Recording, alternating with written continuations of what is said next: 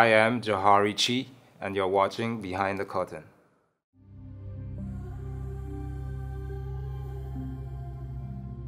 Alright, so the name Jahari, it incorporates my past with my present.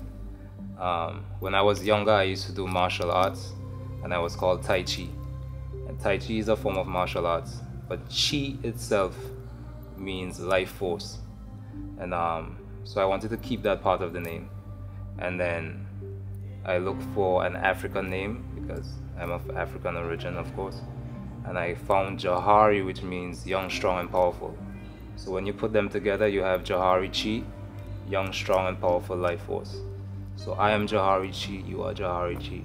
And for me, I just want, with my poetry and eventually my music, I just want to get people to express their emotions. I want to bring out emotion from people because I think with music and with poetry, people are often going through a lot of things, and when you find somebody who can present that in a form, in an artistic form, I mean, it helps with stress relief, it helps with everything. So that's what I'm about, to evoke emotion, to tell stories. I am an artist and I present that the best way that I can.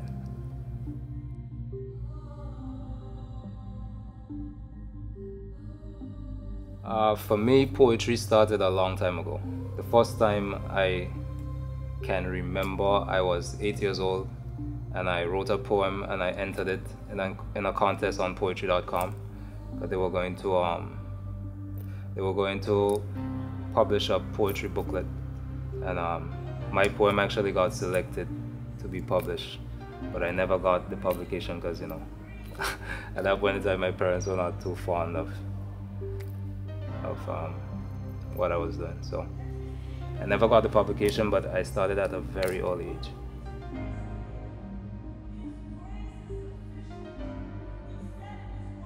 I'm a hard-working guy. I'm a sixth grade teacher.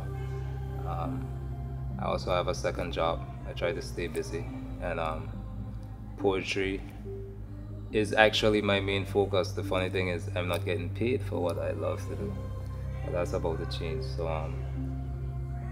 I stay busy teaching. I teach sixth grade. I have a class with 17 boys right now, teaching all boys. And I often tell my boys to chase their dreams, so I'm just doing what I tell them to do.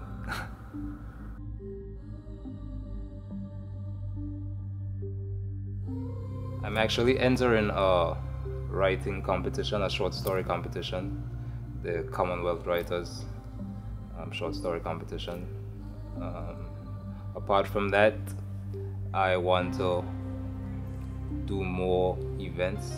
I've already done one, which was sort of an introduction, and I want to get out into the hotels or even having my own exclusive events.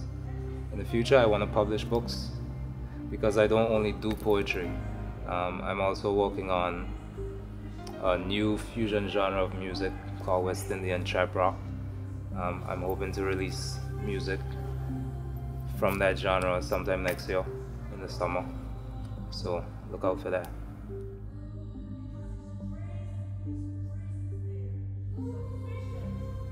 I think the Anguilla Music Academy plays an integral role in developing art in Anguilla, not only music but myself as a poet and as a writer. If it wasn't for the Anguilla Music Academy, I would not have this opportunity.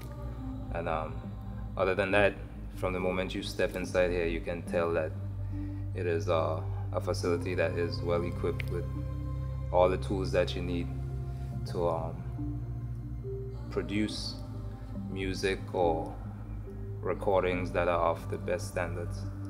So I think it plays a very integral role, and I think it's something that deserves a lot more attention from the Anguillian public. And once people get in here and they realize how well equipped the studio and even the space for events is, then you'll definitely realize that this is a treasure on this beautiful immortal if I swear my island.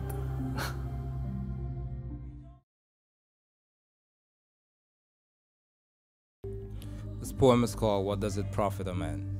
What does it profit a man to gain the whole world and lose his soul? What does it profit a man to keep his soul but fail to conquer the only world which he will ever know?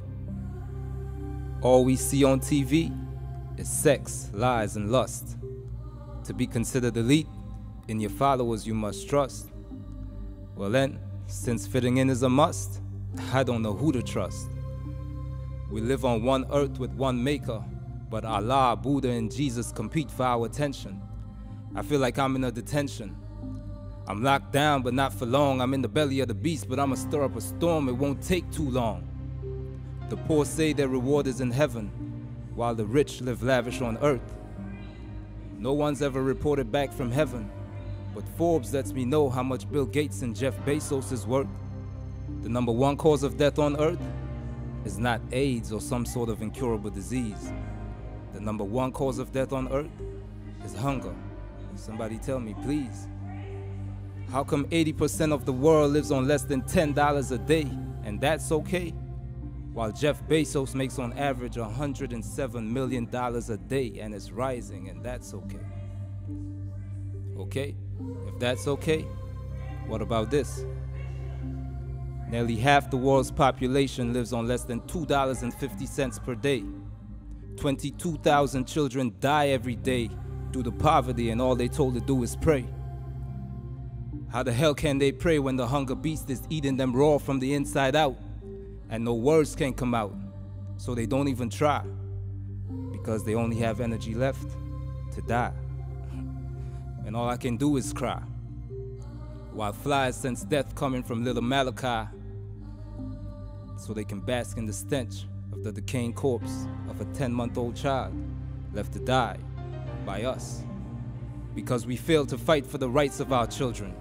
Whether black, white, Venezuelan, or Asian, no matter your race or political affiliation, you have the obligation to fight for our children of today, the future leaders of our nations, but most of all, the Creator's greatest creation, the beacons of hope that we can right this ship and fight this shit without pulling out the extension clips with masks and shit. Let me light my spliff. We need thugs to rise up and politicians to wise up. We need billionaires to care more and entrepreneurs to open up doors. We need people to speak up before we pick them tools up, and every greedy pig begins to drop, because I tell you, a new day is coming.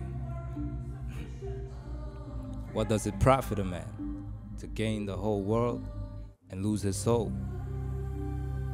What does it profit a man to keep his soul but fail to conquer the only world which he will ever know? What does it profit a man